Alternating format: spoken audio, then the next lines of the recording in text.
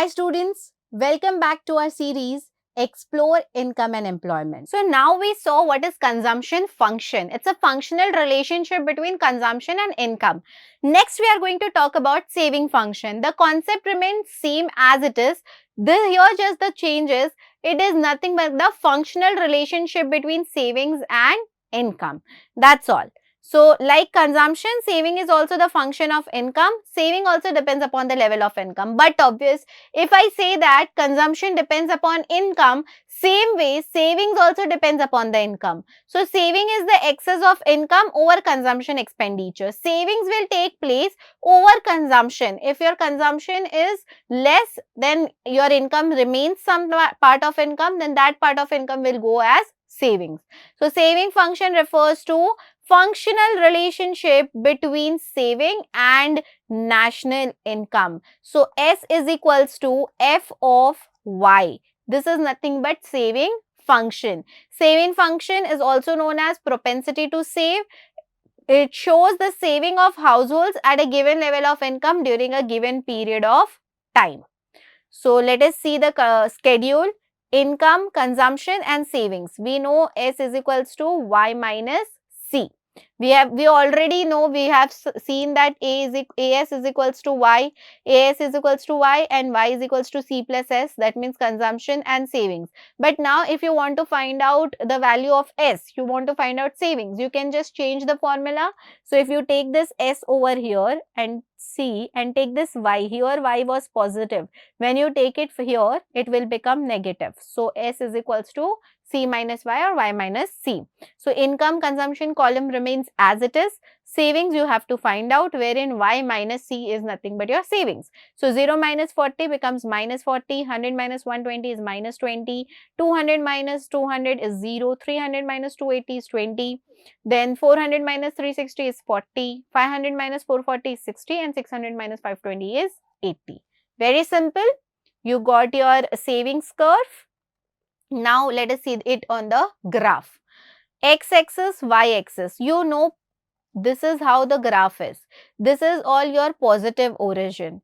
And when you go over here, it becomes negative. Okay, we know that we have already studied in maths in early days. Here it becomes negative. Here it becomes negative, right? So here you have two amounts which are in negative. So, but obvious you will be needing the negative side as well. So, x-axis, y-axis. On x-axis we have income, y-axis we have savings. Now, here you can see that savings first is minus 40, which is autonomous savings. Or because of autonomous consumption, your saving has become minus 40. So, it will start from here. And here is nothing but your autonomous consumption, which will be in negative autonomous consumption. Then what is happening in this graph, you can see that with increase in income, your savings are also increasing. That means when income increases, savings also increases. So, slowly your saving curve is going towards the upward side. There is a point R where your savings is intersecting with your income origin or income axis. So, here saving is 0. This is nothing but your break-even point where your consumption curve is meeting your income curve, where your saving curve is meeting your income curve. Thereafter, you can see there is a positive growth in your saving curve. Why? Because income increases, saving increases. There is an direct relationship between income and savings. So, this is how your saving curve will look like. It will start from the negative axis, negative point over here, that is S, which is nothing but minus C bar, that is autonomous consumption. It will start increasing with increase in income. It will meet at the point R, wherein your saving curve and income curve will intersect with each other. Thereafter, you can see the positive growth of the saving curve. So, important point about that. First, saving curve, point of saving curve. It is starting from the point S on the y-axis. So, this is how from here it has started. Okay. So, indicating there is a negative saving equal to amount of autonomous consumption when national income is 0. So, when national income is 0, autonomous consumption is 40, savings automatically goes in negative, that is minus 40. So, note here, we have an important note. The saving curve will have negative intercept on y-axis of the same magnitude as the consumption curve has positive intercept on y-axis. It happens because if consumption is positive at zero level of income, there would be dis-saving of the same magnitude. Of course, if you don't have income but you are consuming something, zero level of income but consumption is mandatory, that is why you are consuming. But there is no money to save. Now you don't have any money to save. Slope of saving curve. SS is a positive slope which indicates, so slope of the saving curve will be a positive slope because there is a direct relationship between income and savings. Then break-even point. So as we already said that this is where your consumption curve and income curve are meeting each other. So that will become our break-even point. Okay. Positive savings, after the break-even point, you can see that our graph, our curve is going towards the positive axis. That means from now onwards, there will be a positive saving. That is what it is. So now we understood what is saving function. So saving function is nothing but the functional relationship between savings and income. So S is equals to F of Y, where S stands for savings, F stands for functional and Y stands for income. That is nothing but saving function. Next, we will see what is types of saving function, which is also called as propensity to save. Like how we did propensity to consume, same way here we will be talking about propensity to save. Propensity in a very simple language means nothing but tendency. That means what is the tendency of people to save their income? How much proportion of their income are they going to save? So that is nothing but propensity or tendency. So types of saving function, again there are two types of saving function, APS and MPS. APS is average propensity to save and MPS is marginal propensity to save. One by one we will see both of them with their schedules and diagrams. First is APS, that is average propensity to save. Average propensity to save means nothing but the ratio of saving to the corresponding level of the income. That means how much proportion of income will the person be saving? How much savings he will be doing from his given income. So that is represented by a very simple formula, that is APS is equals to S upon Y. Okay, so say suppose income is 100 and consumption is 50. So saving is how much? 50. Now you have to find out that what is the proportion of income the consumer will be saving. So S upon Y, S is nothing but 50 upon Y is 100. So when you solve this, you get the answer as 0.5. If you convert it into percentage, you will get 50%. That means 50% of the given income the person is going to do savings. 50% of his given income is going to go in savings. So it is very simple. We have already studied APC, that is average propensity to consume. Formula for it was C upon Y. Same way for APS. Instead of C, you will be writing S. That's the only difference. Divided by Y remains as it is. So this is nothing but APS. Now you have one more example. If saving is rupee 30 crores at the national income of 100, then what will be the APS? So say suppose income is 100, saving is 30. So remaining which is left is of course spent on the consumption purpose. But here we are not bothered about the consumption. Here we are talking about savings. So now you have to find out APS, that is average propensity to save. Formula is S upon Y. S is given as 30, Y is 100. When you solve this, you get answer as 0.30, and if you convert it into percentage, it is nothing but 30%. That means 30% of the income is going to go for savings.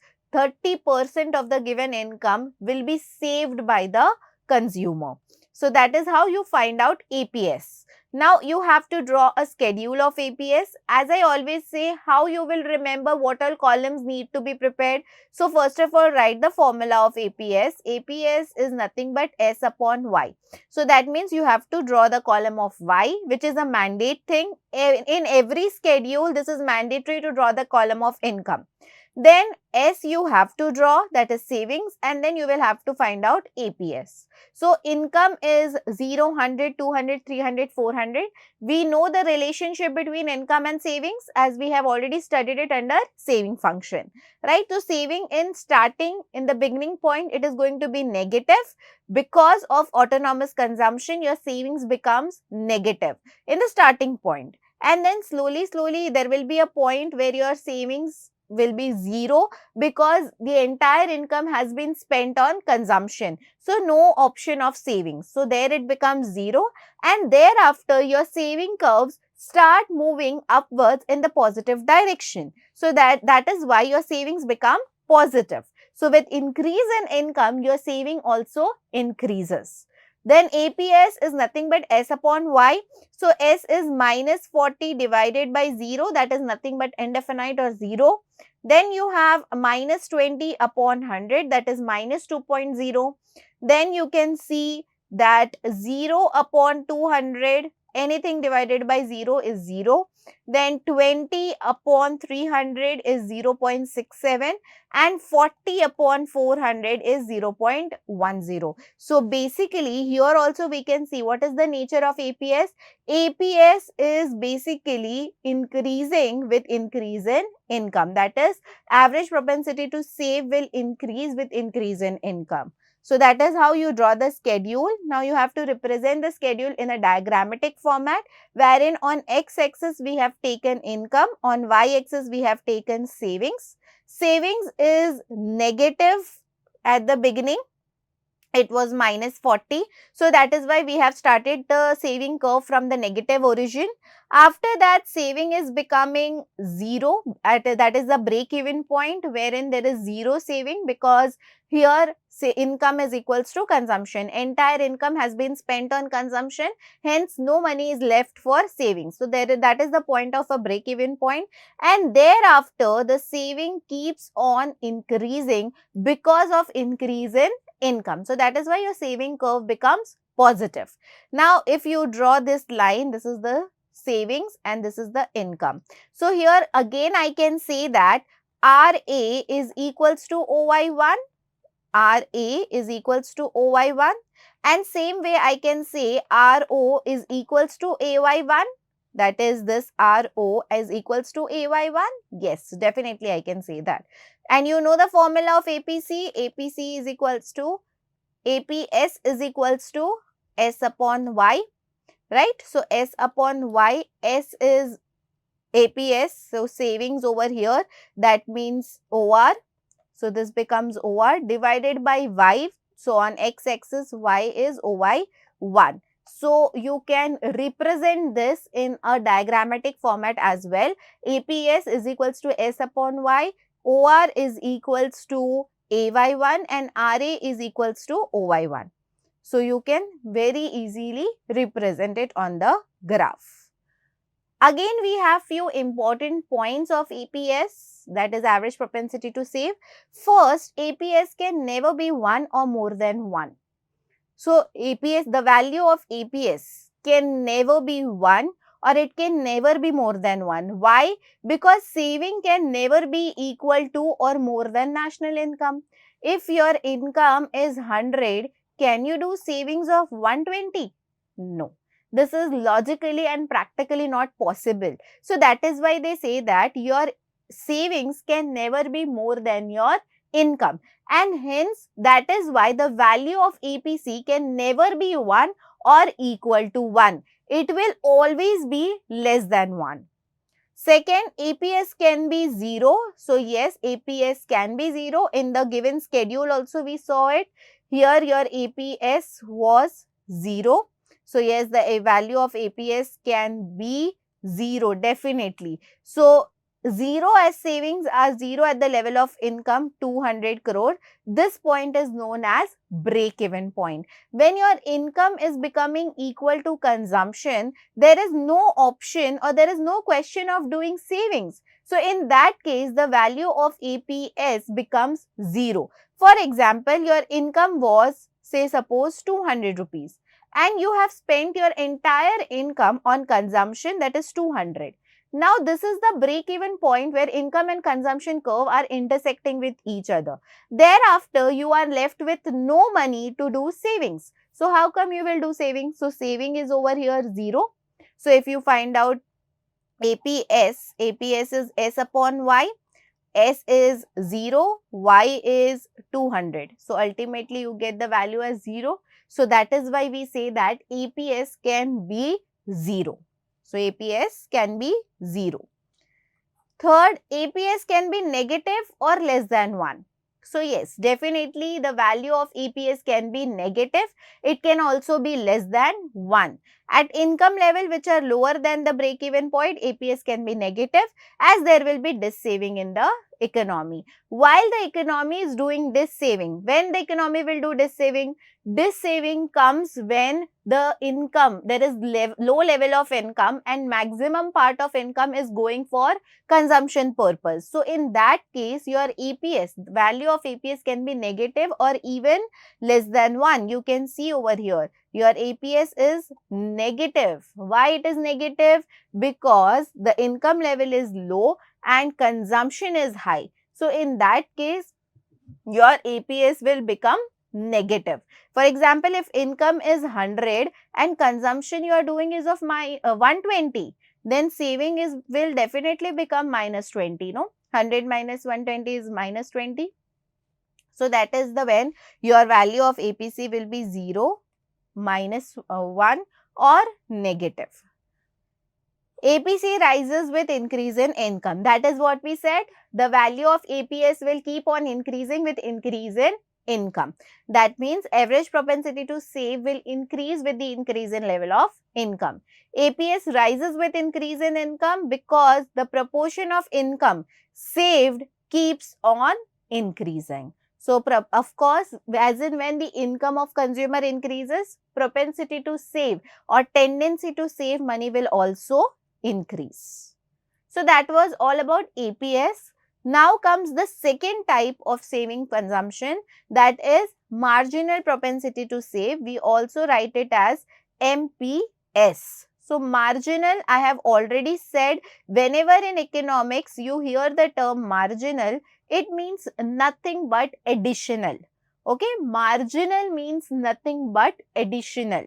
That means what happens when there is an incremental income or additional income? How much proportion of that additional income will be going for savings? So, that is what is marginal propensity to save. So, MPS refers to ratio of change in savings to change in total income. That means what happens if the income of consumer changes. Now, when income of consumer changes, what proportion of that income will be going for savings? The formula is MPS is equals to change in S upon change in Y. Very simple. Formula for APS was S upon Y. When we talk about MPS, you just have to add this delta sign. This delta sign depicts nothing but change. So, change in savings upon change in income will be the formula for MPS. Again, we will understand it with the help of an example. If saving increases from 30 crores to 90 crores, say suppose income saving increases from 30 crores to 99 crores in income from rupees 100 to 200 crores. That means first the income was 100, it is now increased to 200. So, additional income, incremental income. So, when the income was 100 rupees, savings done were 30 rupees. Now, when income has increased to 200 rupees, savings has also increased by 99 rupees. Now, you have to find out the value of MPS. So, MPS is equals to change in S upon change in Y. So, change in S would be 99 minus 30 This is not 99, this should be 90. So 90 minus 30 upon 200 minus 100. So when you calculate this, you get the answer as 0.60, and when you convert it into percentage, you get 60%. That means 60% of incremental income or additional income is utilized for saving purpose. 60% of the income is going to go for savings. This is what MPS mean. Now, what is the schedule of MPS? Again, for that, write down the formula. You will very clearly know how to draw the columns. Now, this is the formula. So, of course, you will have to draw income. You will have to draw savings. Then you will have to find out change in income. You will have to find out change in savings, and you will have to find out MPS, which is S upon change in S upon change in Y. So, income is 0, 100, 200, 300, 400. Savings is minus 40, minus 20, 0, 20, 40. Change in savings. So, above this minus 40, there is nothing. So, it is indefinite.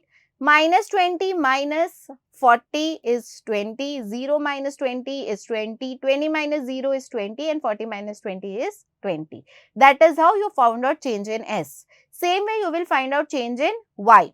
So, there is nothing over here. So, indefinite or 0. 100 minus 0 is 100, 200 minus 100 is 100, 300 minus is 100, and 400 minus 300 is 100. So, change in Y you got as 100, 100, 100. As I said, since we have taken the numbers in such a way that you are getting constant change in S and constant change in Y, not necessary that every time it will remain constant. Due to the amounts what we have taken, it is coming like that.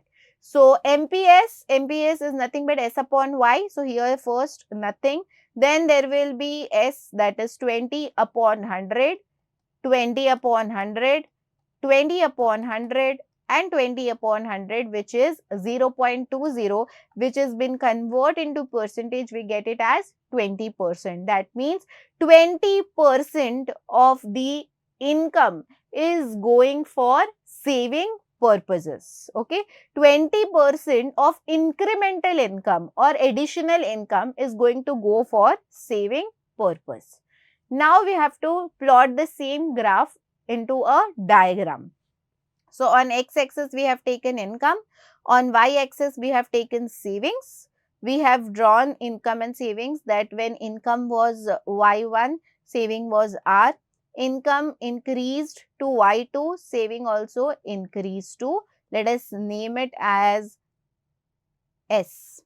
Okay, let us name it as, otherwise we will name it as M. Okay, so now I can say that when there was additional income or because of incremental income, my savings has also increased. So, when my saving got increased, this is the additional part and this is the additional part. Change in S and change in Y. So, I can very easily say that this part is equals to this part and this part is equals to this part. So, MPS is equals to change in S upon change in Y. So, change in S is nothing but can be denoted as PR. So, basically here you can take this as P. So, PR,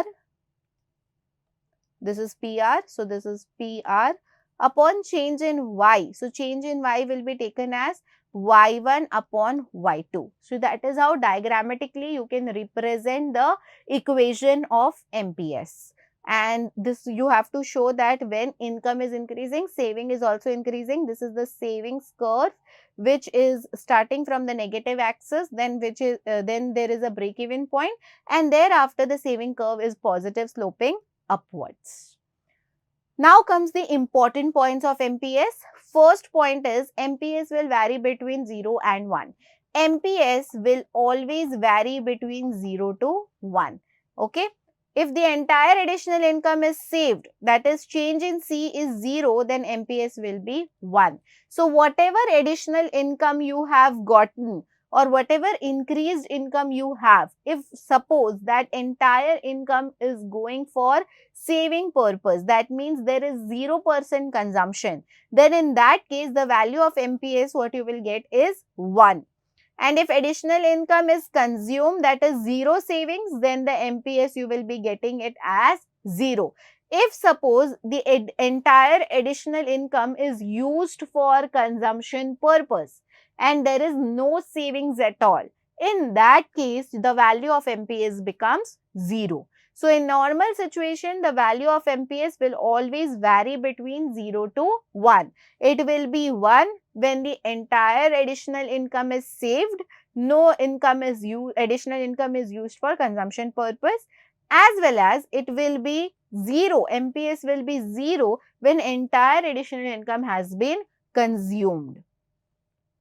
Now, if you want to understand the relationship between APC and APS, so the sum of APS and APC is equals to 1, it can be proved as under. So, we say that the sum of APC and APS is 1. That means APC plus APS is equals to 1. When you sum up APC and APS, you get the value as 1.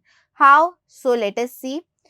You know y is equals to c plus s. Now, if we divide all the sides with y, so y upon y is equals to c upon y plus s upon y. Y upon y becomes 1. C upon y is the formula of APC plus s upon y is the formula of APS. So, here you have very easily and nicely proven that APC and APS is equals to 1. Very important. Usually, you will not get this question or you will not be asked to derive this equation, but you should know that the sum of APC and APS is equals to 1. Now, relationship of MPC and MPS. So, again we say that the sum of MPC and MPS is also equals to 1. Sum of MPC and MPS is also equals to 1. How? Let us see. We know the formula, change in y is equals to change in c plus change in s. Now, we have to divide y in all with all the variables. Change in y upon change in y is equals to change in c upon change in y plus change in s upon change in y. Change in y upon change in y is 1. Change in c upon change in y is the formula of marginal propensity to consume, that is MPC, plus change in s upon change in y is the formula of marginal propensity to save, that is MPS. So, here also we have very nicely proven that the sum of MPC and MPS is always equals to 1. Now, you saw what is consumption function, saving function. Next is investment function. We all know what is investment? Yes. So, investment is nothing but the expenditure incurred for creating new capital asset. Your family also, you might be purchasing, your parents might be purchasing new house, they might be purchasing gold. All of these things is nothing but an investment, okay, to increase their capital asset. So, it includes expenditure like machinery, building, equipment, raw materials, etc., which lead to increase in the productive capacity of an economy. So, it is a productive thing in the economy. It's a very good thing for an economy.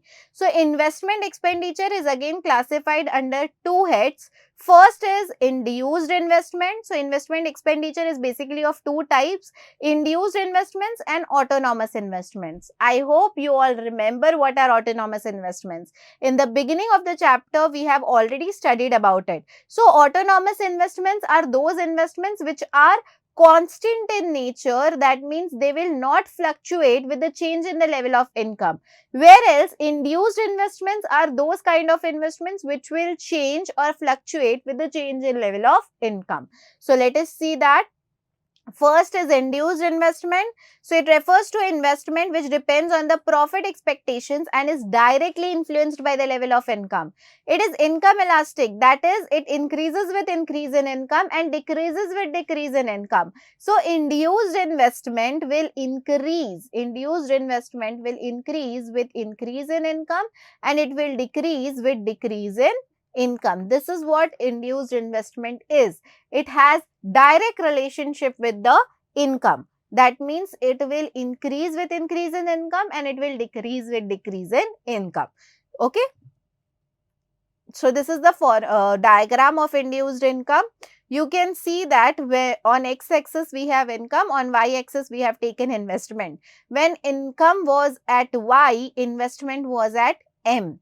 When income increased to y1, your investment also increased to m1. So if I want to represent it in the graph, x-axis, y-axis, here we have taken income, here we have taken investment, origin.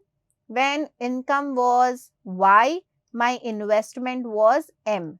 My income got increased to y1, my investment also increased to m1, and I got the positive upward sloping induced investment curve. This is positive upward sloping induced investment curve because there is a direct relationship of induced investment with that of the level of income.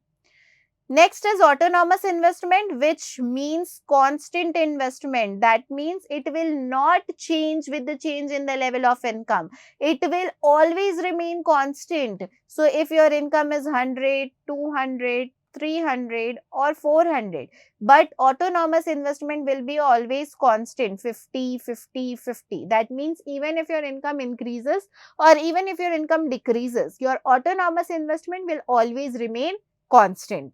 So autonomous investment refers to investment which is not affected by changes in the level of income and is not induced solely by profit motive. It does not depend upon profit. Whether you go in profit, whether you go in loss, you have to do the investment. And this is income inelastic. Always remember, induced investment is income elastic, whereas autonomous investment is income inelastic. That means it is not influenced by the change in the level of income. So, autonomous investment generally made by government on infrastructural activities. So, usually autonomous investments are done by the government on infrastructural activities like transportation, electricity, and your bridges, dams, roads, etc. Level of autonomous investment depends on social, economic and political conditions of the country. So, how much autonomous investment needs to be done by the government will completely depend upon its social, economic and political conditions of the economy or the country. Such investment change when there is change in technology or discovery of new resources for growth of population. So, autonomous investment will change only if there is change in technology, upgradation of technology, new resources are coming up and so on. So, this is how the diagram of autonomous investment looks like. X-axis we have income, y-axis we have investment. So, you can see that the autonomous investment curve, that is this I curve, is always going to be parallel horizontal to x-axis because it does not change with the change in the level of income. So, for say suppose this is your x-axis, y-axis, origin, income and this is investment. Whatever your income increases, 100, 200, 300 or 400, your autonomous investment curve is always going to remain as it is. It will always be constant at every level of income. This is nothing but your autonomous investment curve. Very important, the determinants of investment or the factors of investment. That means what all are the factors on which the investment depends. Depending upon these factors, investments will be done by the investors. So, according to Keynes, very important, this is according to Keynes, the decision to invest in a new project, that is a private investment, will depend upon two factors. First, marginal efficiency of investment, that is nothing but MEI, and rate of interest, that is ROI. So, according to Keynes, the decision of investors to invest in any new project will completely depend upon two factors, that is MEI and ROI. First of all, let us understand what is MEI. So, MEI is marginal efficiency of investment, which refers to expected rate of return from an additional investment. if an investor is making an additional investment, marginal investment, then what is the expected rate of return which he will be getting from it? For example, earlier he was investing 100 rupees. On 100 rupees, he was getting returns of 20%. Now he has increased his investment to 200 rupees. So he wants to understand that what will be the rate of return which I will be getting from making additional investment. So possible that by investing 200, he might be receiving rate of return by 40%. So this is what is nothing but MEI.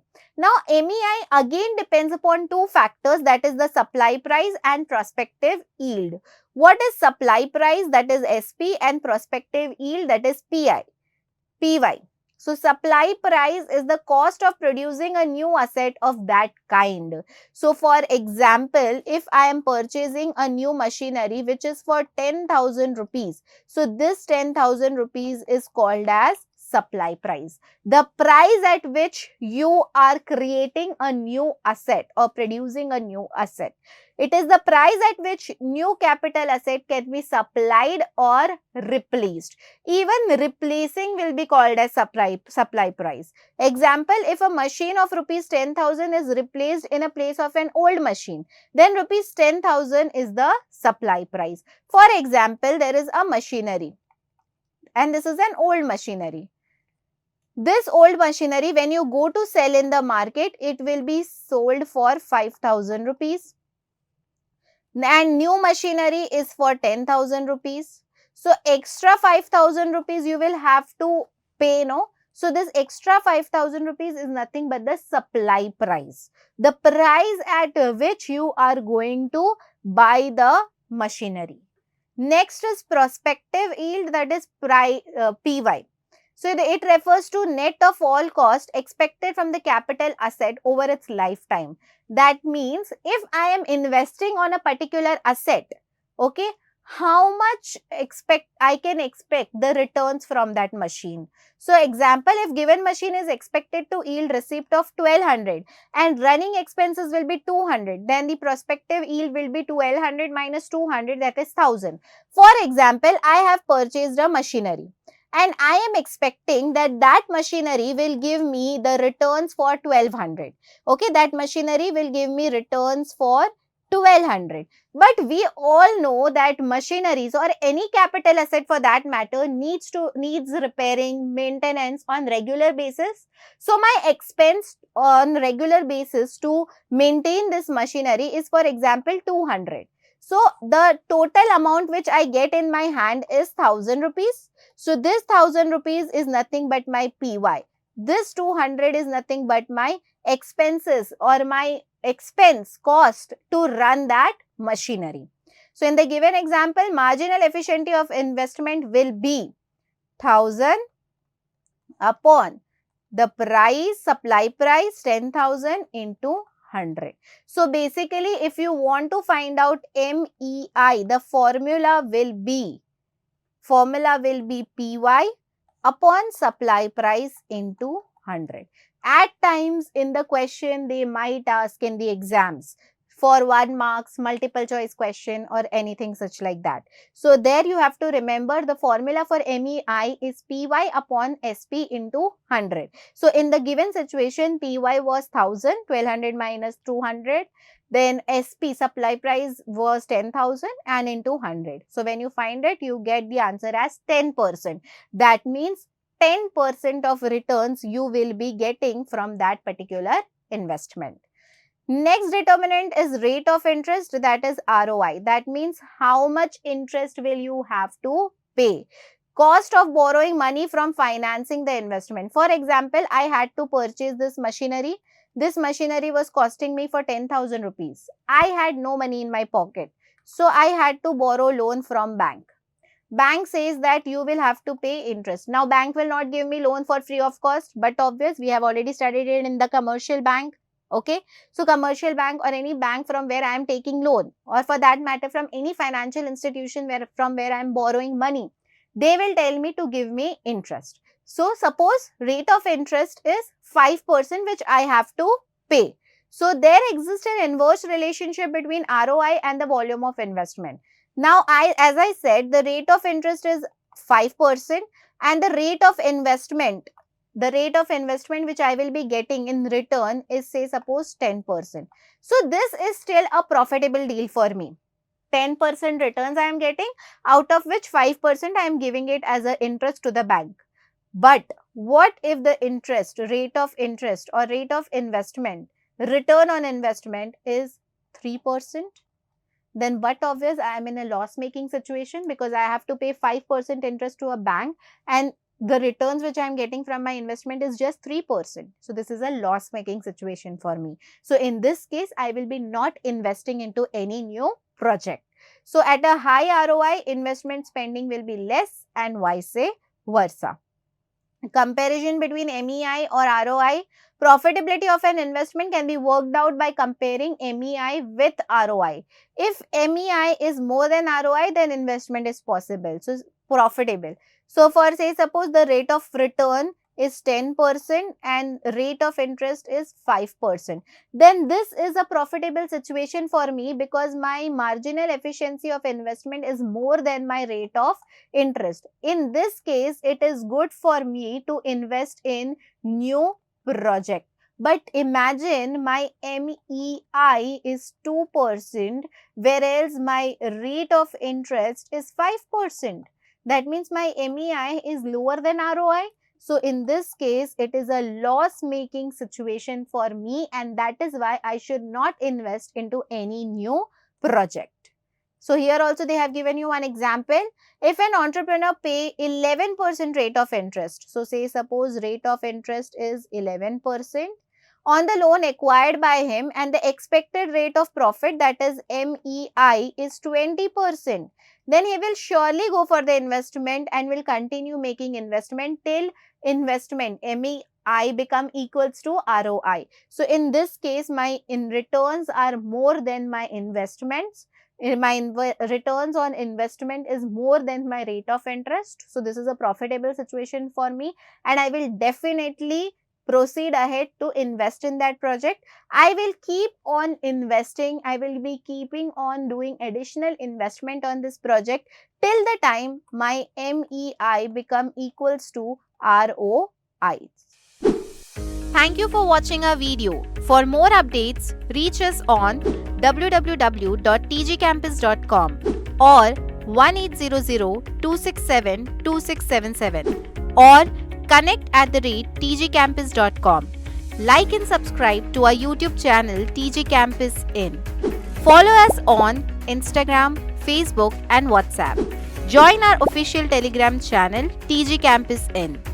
Chat with us on 8655682401.